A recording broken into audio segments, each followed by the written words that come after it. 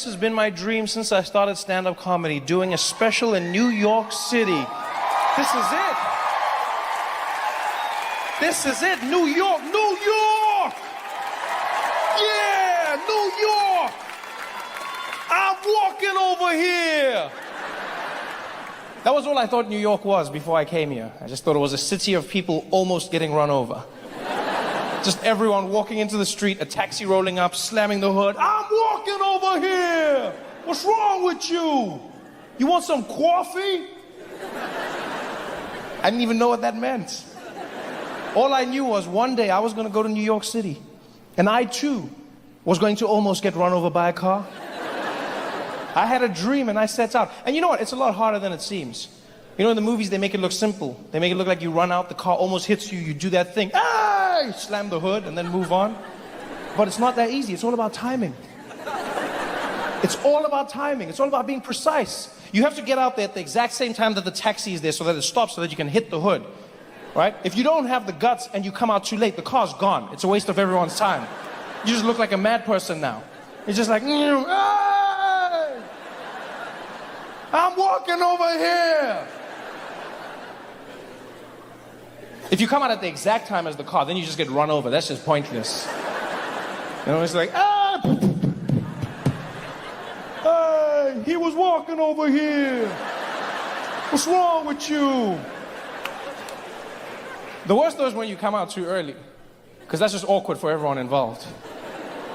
Because you come out and then the car stops, but you can't reach the hood. It's just like, hey! Come here.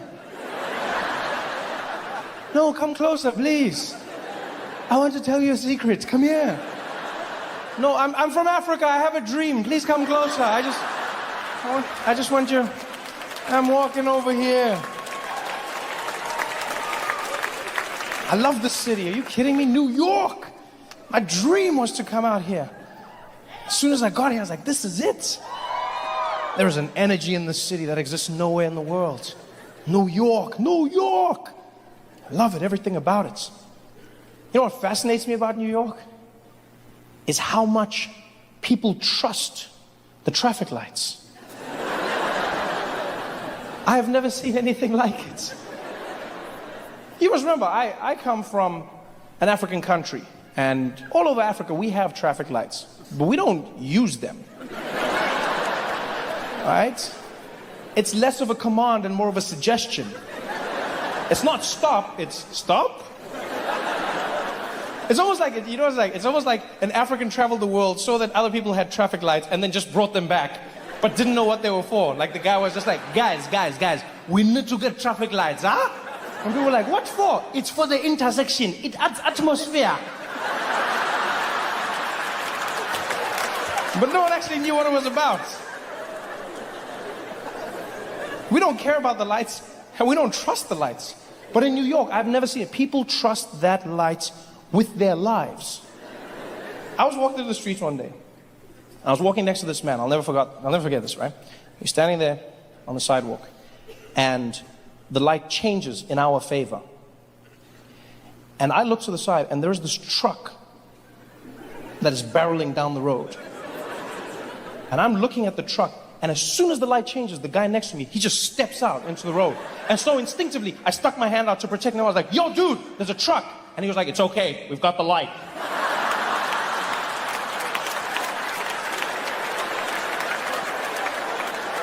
I said, yeah, and he has a truck. In a game of rock, paper, scissors, you lose. But he was so confident. He was like, it's okay, we got the light. Come on, let's go. And he walked out there. He didn't just walk out. He stared that truck driver down as he was crossing, just looking at him like, I've got the light. I've got the light. You know I've got the light. You know I've got that light.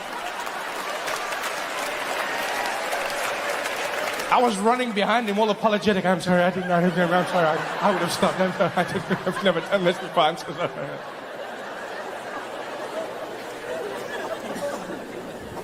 I walked with that man for 12 blocks. And let me tell you, I have never been imbued with the confidence of another human being the way I was with him. I started that day thinking and pondering before stepping out. And after a few blocks with him, I started believing. And after 8 blocks, it was the only way I knew how to live. I had my phone out. I was tweeting and texting. I didn't play games. I'd be looking down, look up, the light would change, and I was out. I didn't care if a truck or a train was coming towards me. I was out. Because I've come to realize in America, if you've got the white man on your side, you can do whatever you like.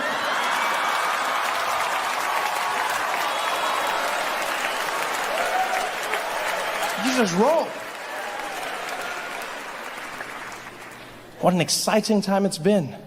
I couldn't have chosen a better time to come and live in the United States. Huh? What an exciting time. I'm surprised that with everything that's happened, it hasn't all burned down. I've been coming to the United States on and off, visiting for almost 10 years. And what was great about visiting on and off was I got to experience America in snapshots. You know, I would feel what the people were feeling. I would get an idea of what the populace was going through. And I'll never forget how every time I came to America, one of the biggest things I noticed was how black Americans were having a tough time. I remember the first time I came out, I was staying on the West Coast, and I met a young African-American man in Compton. And we were hanging out at a comedy club. And this guy, he looked over at me and he's like, "Hey, yo, Trevor." He's like, you the dude from Africa, man?" I said, yeah, I'm one of them, yeah. He's like, "Yo, man, I can't front, B. It's an honor to meet you, man. It's an honor to meet you, man. Yo, man, I always wanted to meet a dude from Africa. You an OG, man. You an OG." I was like, thank you. He's like, "Yeah, man, you know how hard it is out here for a black man?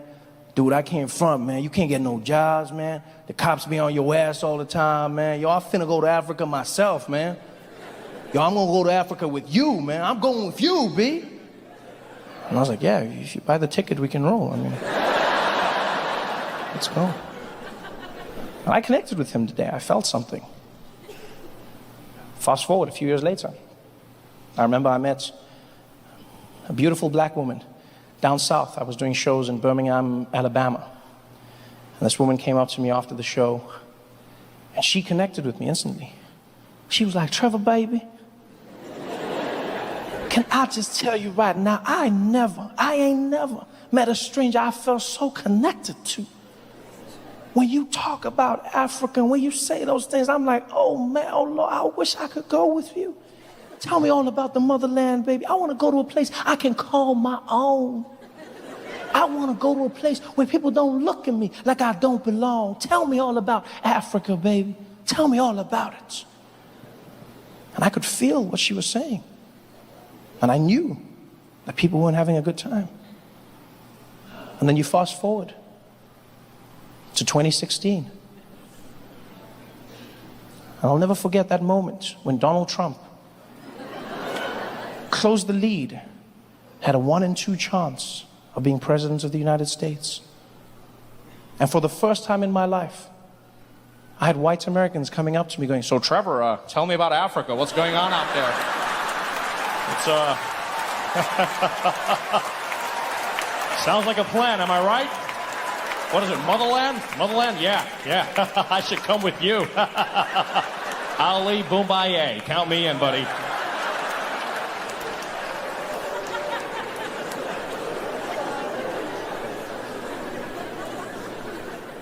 And it's not just America as well. It's not just America. You know, a lot of Americans were shocked by that rhetoric, but if you expanded your view, you realized that the rise of nationalism is taking place all over the world. In Austria, in Australia, in England, that was what Brexit was all about, right? They made it seem like it was about the economy, but it wasn't. The truth was, it was fundamentally people who wanted their country back. It never went anywhere, but they still wanted it back. I saw people on the news talking to the BBC. That's why I'm voting for Brexit. That's why I'm voting for Brexit, right? Because this bloody country is going to the dogs, right? This bloody country, and I want Britain back. That's why we're voting for Brexit, because we want Britain back. From who? From who? Britain is like 95% white. Who do you want it back from?